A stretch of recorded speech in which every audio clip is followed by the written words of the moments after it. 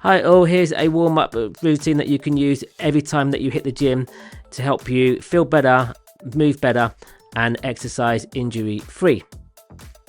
So the principles of a warm-up are always the same. I'm now 50, so my warm-ups will take a little bit longer, probably sort of 10 to 15 minutes. If you're a little bit younger, maybe in your 20s, then your warm-ups will generally be quicker, but don't rush them. But when you get to the age that I'm at, take your time and use your warm-up to really get going so you're ready and prepared for your session. So the principle that I use is something called PMA, and that simply means P is a pulse raise, M is a mobilization of tissues and joints, and A is to activate the muscles and activate the nervous system and activate the joint. So always think PMA. Can I raise my pulse? Can I mobilize the body? And can I activate the body as well? Okay, the P is the pulse raise, and I would simply work on the basis I tend to do some light cardio of about 3 to 5 minutes before I start any stretching and structured exercise. So choose either to walk, to bike or to cross train. I prefer the cross trainer because it's an all body workout and you're looking to just gradually progress your intensity on every minute or two. And the goal here really is to think about, can I get a sweat on, a gentle sweat? Can I get the heart rate raised? And if I'm chatting to a friend, is my speech slightly broken? And then you'll be in the perfect place to go into your stretches when you're all nice and warm. Next is the M, that is to mobilize the body. Okay, so in a moment we'll go through some different types of stretching. You've got some movement based stuff at the start, and you've got some static stretching too.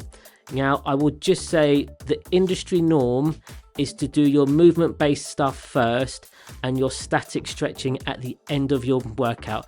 But if you're like me and you're 50, sometimes having a little short static stretch feels really, really nice. So in the video, in just a second, that we'll go through some of the principles of how to do your stretching that are movement-based things as well as static stretching. The A is to activate, so let's switch those muscles on before we start to load them up. Okay, so in the videos to come, we've got some clips of some exercises that you can do, some simple things like some glute bridge, some bird dog, some light squats. Just think, I want to activate the muscles and turn it all on, and then I want to go into my main session. To lead into that main session, I would normally jump back on a piece of cardio for 2 to 3 minutes and have a inverted commas, a cardio blast to really get my heart rate raised. And then when I get to my first exercise, I hit 1 to 2 sets as a warm up, and then I'm good to go. But let's have a look at these exercises. So you've got a choice of stretches to do and some of the activation bits and pieces too. Okay, let's say you've done your cardio and now you're into your dynamic, your movement based stretches, and here that we've given you 3 simple ones to do: leg swings, a pec stretch for the upper body, and then you've got your lying crossovers, which are great for your glutes and your hips. I'd probably work through about 4 to 5 on each side, repeat once or twice, and those are your dynamic stretches. Next we have your static stretches. Now, as I said at the start of the video, the industry standard now is to give you your dynamic, your movement stretches at the start of your workout and your static stretches at the end of your workout. However, when you reach the age that I'm at, just having a gentle static stretch for no more than about 10 to 15 seconds can feel really, really nice. So here that you can see, we've given you a stretch for the hip flexor and then a reach down, which is stretching your hamstrings, glutes, back and calf. So about 10 to 15 seconds on these, no more is perfect. So the last thing that you can add into your stretching is the foam roller. Keep it nice and slow, and you can roll through your back that you can see here, but also through your legs and through your hips.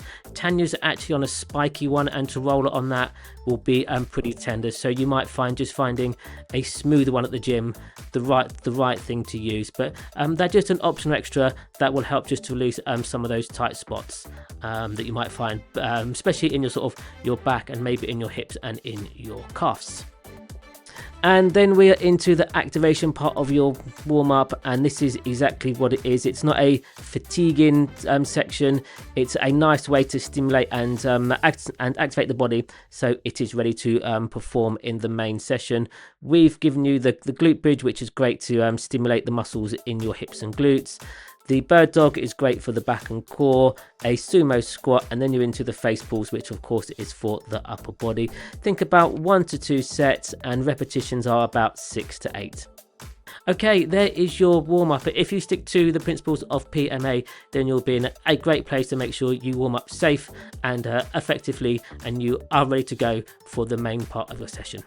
Hope it helps, of course, and if it did, then give the video a like, and if you're not subscribed to our channel, then hit that button as well. Okay, take care. Thanks for watching. Cheers. Bye.